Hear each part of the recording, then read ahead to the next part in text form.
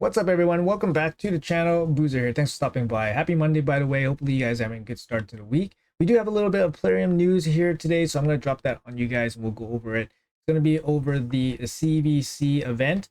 They are doing a bunch of progressive events, usual stuff. And here is the note right above my head. So we got 2 days worth of progressive events. Each progressive event will last 24 hours.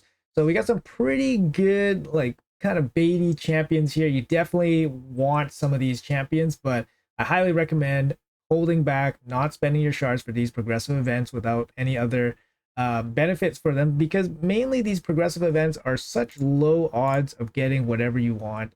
It's it's basically a scam, right? Like, the rates are not boosted, they won't be boosted, but the chances of getting the specific champion are going to increase very, very slightly. About 5% for the non-voids, and for the voids, about 20%. So ideally, if you're at Mercy, if you want to take a shot, then you got a shot at it, but it's not going to be very good most of the time. So let's go over day one here. So day one, we got Newt, one of the best fusions of all time, one of the best PvE champions of all time. Obviously, very sought after champion, huge bait champion. Good to have multiples of them as well. They're going to speed up a lot of dungeon runs. You got the triple hit max HP slam here, AoE weaken with the counterattack, and the A1 turn meter drop against the Fire Knight hard. This guy is the answer for a lot of dungeons. But yeah, unfortunately, it's not easy to get these progressive champions like this. Up next, we do have the Freya Bait Weaver. Very, very good champion. I've been starting to use her a bit more frequently in live arena, and she's really fun. But she's got an A1 provoke, low chance to provoke, so not really something that you should bank on too much. But the A1 occurs when her shield is broken, so it's actually pretty good as like just additional damage. She only has one attack in that this one only deals damage. The other ones are support, increase defense, and then places a shield proportional to her defense. It's massive having the increased defense on self buffing, and then the shield. The shield can be quite big on a 3-turn cooldown, and in this one on a 3-turn cooldown or A3. Team cleanse with the block debuff and a turn meter boost. So you can build her as a turn meter booster, so you make it really fast, so she can come in with a 20% boost. That's pretty good. Cleanse and boost too, which is really nice. And then, or you can come in with the shield to protect your team with the increased defense, and then you can use like a defense-based nuker after her as well.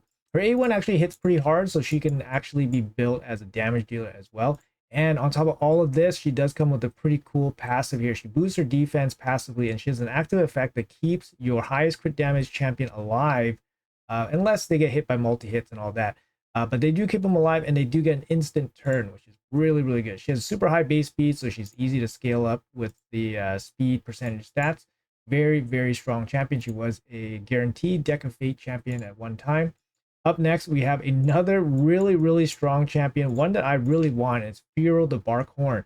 This guy brings a lot. Brings additional damage here. Also brings buffs here, and then also brings AoE block buffs here.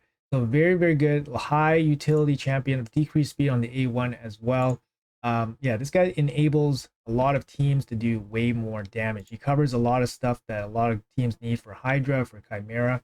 Moving on, we have Ragash from the Skinwalkers. Had a bit of a conversation about Ragash earlier on stream. He's not going to be super, super relevant nowadays. He's still a good damage dealer. He can self-buff himself on the A1. He has an AoE 3-turn stun. I mean, when was a 3-turn stun bad from a champion that can actually hit? Like, this is good. This is a good move. And then he has a self-buff and a team buff here with strength and increased speed as well. Passive here, some synergy with the Veil, which can be useful to keep your attack-based nuker alive. His defense is all bows as well. I mean, the problem with him is that he doesn't have an ignore defense part of his kit, and he doesn't ignore stone skin or anything like that, so he doesn't hit hard enough. I mean, you can use him as an AoE decrease stun. He's good for faction wars. He's good for wave stuff. But for super endgame stuff, he just doesn't do enough damage, unfortunately. Still a good champion overall. Up next on day one, we have another old fusion. We have the Demon Spawn Helicat here. So very good champion still, can be used in many, many areas. One of the best fusions of all times. Got the 4-turn block damage. Very good. Got a big shield here proportionate to defense. He's got a passive here, which actually lays on quite a bit of damage if you build him out for damage. and the A1 weaken here as well. Ignoring shield and block damage is kind of cheeky, but it's pretty effective sometimes. Great champion, early game, mid game, and even can be used for some late game, end game stuff as well. So very, very solid champion. Now on to the Void champions here up for grabs on day one. We have first Grazur Iron Gut. Grazur is very, very good champion. Great kit overall. Got an A1 AoE shield. He's got an A2 AoE heal and an increased duration of buffs. And then she's got an AoE A3 AoE provoke, and then placing increased resistance and increased defense. He is defense based, so he can self buff himself and then do more damage. He does do max HP slams, so he can do some damage against some of the bosses as well. Great passives here as well, giving himself basically the Skull Crown passive as well as the Vogoth passive. He has all the passives. Very, very good champion, very insane kit, can do some damage as well, help out in a lot of PvE teams. Even for PvP, he can be useful as well. Moving on, we have, Undead Hordes. We have Necrit the Great. So Necrit the Great, I have this champion, very, very strong champion. You can kind of just use him for his passive, to be honest. He places the ally protection, block debuff, strengthen on your lowest max HP champion, which usually is your nuking champion. So he can protect your nuking champion, so he gets a turn and do all that stuff. And then he can passively place shields. You can actively place, his ability as well. And then he has an ally attack too, so he can bring in some damage as well. So very, very good champion. He's good everywhere, to be honest. He's good everywhere. Maybe Hydra is the worst spot for him, just because he's kind of like single target, single ally.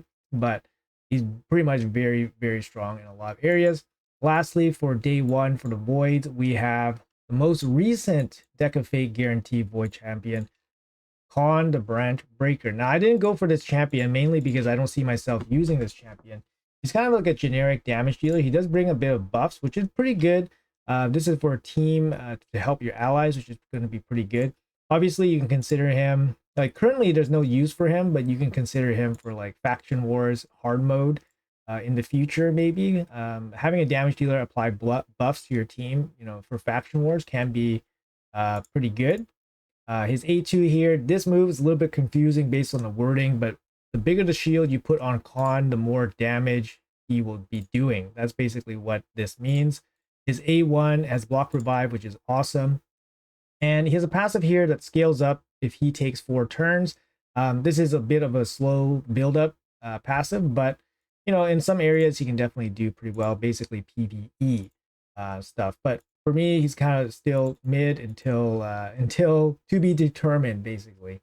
So on day 2, let's talk about day 2 a little bit here. Same kind of situation here. We do have an aggressive event. All right, so for day 2, basically the main non-void champion here is Tutatsu the Deliverer. So from the Shadowkins, Tutatsu, he is the faction war, faction unity champion for this faction, bringing speed in all battles and then boosting crit rate for the Shadowkins. He's got an A1 filter meter of all allies, which is good if the attack is critical. And then he's got an A2 here, and single target double hit, places 2 extra hits if the target's turn meter is less than 50%. So, it could be a 4-hitter. Will ignore a percentage of the target's defense that is equal to the target's current turn meter. This ability can be pretty massive. So for example, if the target had 100% turn meter, then you're doing 100% ignore defense. That's pretty strong. Of course, it's only going to be a double hit. So if you got if the target was 49%, you're doing a quad hit minus 49% defense ignore. That's really strong. Reset the cooldown of the skill if the target is killed. So very, very strong, very crazy base attack from this guy. And then you got an A3 here with the faction unity bonuses. Single target hit, steal 100% of the current turn meter, places a true fear debuff for 2 turns. So one ally, you get the turn meter steal effect, and fear cannot be resisted or blocked. So you only need one faction ally to basically shut down, you basically negate accuracy on this guy. So that's basically the minimum you need, because you don't want to build an attack damage dealer with accuracy. 2 faction allies increase the damage inflicted by the skill based on the difference between this champion's speed and the target speed. Now, I'm not too sure how this is increasing. Maybe you just get a percentage increase. So for example, if The Tatsu is like 300 speed and the target is 200 speed, so you get plus 100% damage. I could see maybe something like that. I'm not 100% sure. I never tested this champion, but that sounds like a really, really strong, potentially booster multiplier there. And then with 3 faction allies, you will also attack all other enemies with more than 50% turn meter, steal 100% of each target's turn meter, and place true fear on them as well. That's really strong. So this single target hit becomes an AoE hit, and then it also places the fears as well. You gotta be worried about sheep and all that stuff, but big damage, AoE potentially there. And a passive here, filled champions turn meter by 15% when an enemy takes a turn. Wow, that's pretty crazy. If there are multiple, blah, blah. Okay, so he's gaining turn meter. He's doing all this stuff, stealing turn meter, hitting you with big ignore, defense, or damage boosting effects. One faction ally turn meter increase effects used on allies are 20% more effective. Okay, turn meter increase effects used on enemies are turn 20% less effective. Okay, I mean that's pretty good. He's got a built-in what kind of is there a blessing that does that? I forget. Temporal chains? No, temporal chains. It's one of the blessings that sounds like this. I don't remember. Let me know in the comments below if you guys remember which other effect has this. Either it's a blessing or another champion has a similar effect. 2 faction allies, whenever this champion has their turn meter filled, increase the damage of their next attack by 5%. Okay, that's pretty crazy. Resets after a skill. Okay, so it stacks up and then you can do a big hit. All allies are immune to turn meter reduction effects from enemies. So he's a crazy damage dealer that steals turn meter, and he can, protect your team and, benefit your allies as well. That's really, really strong. Unfortunately, he doesn't have a way to keep himself alive. That's the big problem here, right? So, you need a really strong team to keep himself alive, but he's going to be delivering the pain. That's for sure. Up next, for the non-voids, we have another Shadowkin champion here. We got Arashi. He's an HP-based damage dealer. Now, he's got really good, base HP and all that. And his kit actually synergizes quite well. He has the veil, self increased damage, buffing. He has the ignore defense here, as well as ignoring shield and strengthen. Will ignore stone skin if he's under veil. Well, he can veil himself, and his passive also veils himself. The problem is he doesn't hit hard enough. I playtest this guy. Make sure you guys check the playtest out if you guys are interested in him. But he doesn't hit hard enough, even with all this stuff going on and a really, really cohesive kit. He just doesn't hit hard enough. Unfortunately. Otherwise, pretty cool champion. I like the look of him. He reminds me of like the Shredder with the arm spikes and all that stuff. So pretty cool. Again, we have another Shadowkin up next, Harima. Now this champion delivers. Again, deliverer, Harima the deliverer, I guess. But yeah, her passive very relevant for live arena, for arena in general. Ignore defense effects are decreased by 50%. So if you rely heavily on ignore defense stat for damage, then it's going to get cut in half. She's got a triple hit here that builds up her defense up to 100%. If it kills somebody, you're going to lay on the AoE. It's a provoke here. It's a chance to provoke, which can or cannot be useful. The passive also has additional benefits against demon spawn. She dominates most demon spawns, like for example, like Hefrak, a lot of the Duchess. You can also land the provokes on them, even if they have block debuffs, because the debuff cannot be blocked or resisted. So it's actually really, really annoying. And then an AoE potentially decrease attack on the A1. Now her multipliers are not insane. Her multipliers are not insane because they basically baked in this increased defense stacking into her kit. So her initial hit will never be incredibly strong, but she does scale up, so she will get much, much stronger as the fight progresses. Great base defense here, a little bit low on the base HP, but that's kind of expected. She's really strong as a arena champion. I use her. I have her 6-starred as well. And then up next, I guess we're staying with the Shadowkins here. We got Karato Fox Hunter. Now he's going to be like a pretty weak-ish kind of champion here out of this mix, I think. He does okay A1 weaken here. He's got an A2 single target stun.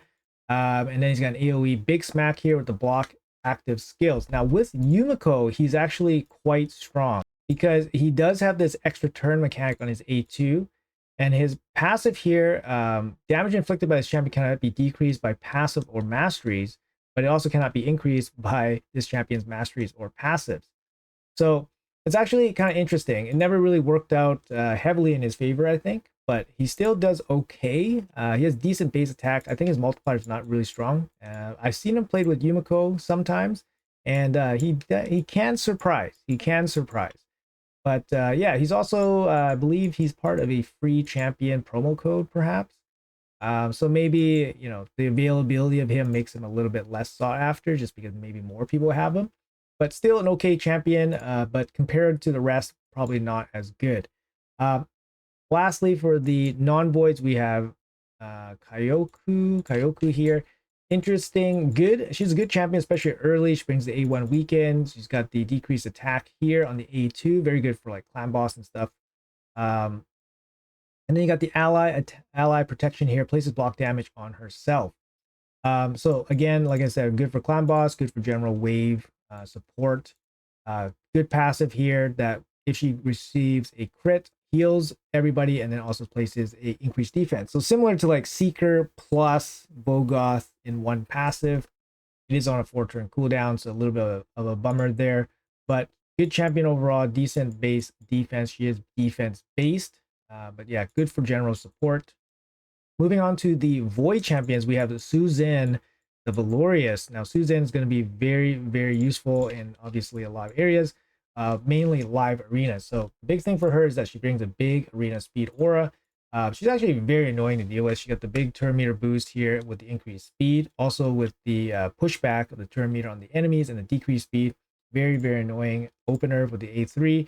The A2 here, target an enemy. If that ally is sheep, you unsheep them and you place the increased attack. Or if they're sheep, you unsheep them. But if they're not sheep, then you place the increased attack, increased crit rate, increased crit damage. Sorry, my bad. And then you give them an instant turn. Now, this is really good if you have a really slow damage dealer. You want to pump them up, get them to go first. The other thing you could do is put Suzin, and then you can basically give an instant turn to maybe your lockout champion or your secondary speed booster, for example. But it really makes sense to make her your fastest champion so that she can facilitate some of these team builds. Can be really, really strong. Even her A1 is super annoying. Block active skills here, very, very annoying. And then a pretty cool passive here that increases her accuracy based on her speed. So she gets some extra accuracy to land all her stuff. Next up, we have Riho. Riho was the first Void guarantee. If you guys were around for that, I believe she was 90 Void shards back in the day. I did pick her up for those guarantees. Still kind of relevant. I still use her in a lot of end game content myself. Sand Devil, Shogun, she's very good. Can even be used against Chimera, for example, if you have like a Feral set on her. She brings a lot. Got an A1 continuous heals, got the A2, all the debuffs under the sun in one move, and then she got a 3-turn team cleanse with the block debuffs and a big heal here. Her passive is interesting as well. First time she receives the debuff, she's going to throw it right back at the enemy. It's on a 3-turn cooldown and all that.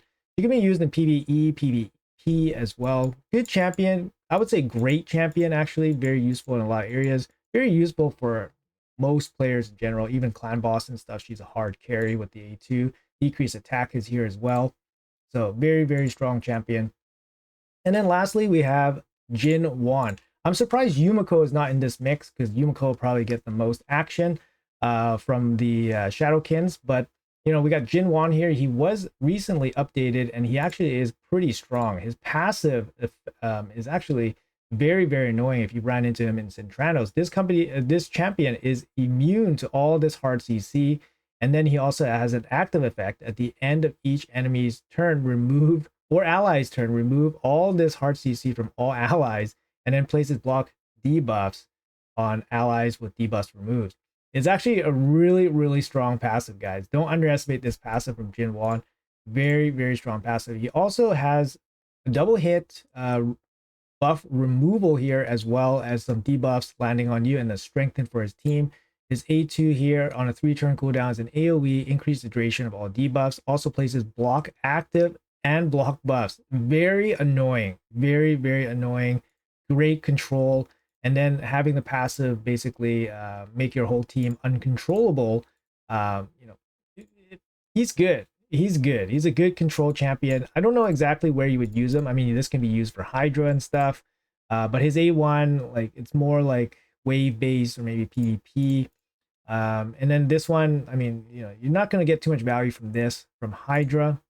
But yeah, for a lot of wave based content, this guy is ridiculously strong. Anyways, folks, that's going to be it for this video. Hopefully you guys enjoyed it. Let me know in the comments below if you guys have any thoughts about any of these champions that maybe I missed. Always appreciate some insight from everybody here. And yeah, like I said, these are progressive events. Don't lean too heavy on them. Don't expect too much from them and all that. But yeah, during CVC. Anyways, I will be streaming during CVC, so make sure you guys drop on by and say hi if you guys are around. If not, all good. Have the best CVC. And yeah, have a good day, and I'll see you guys in the next one.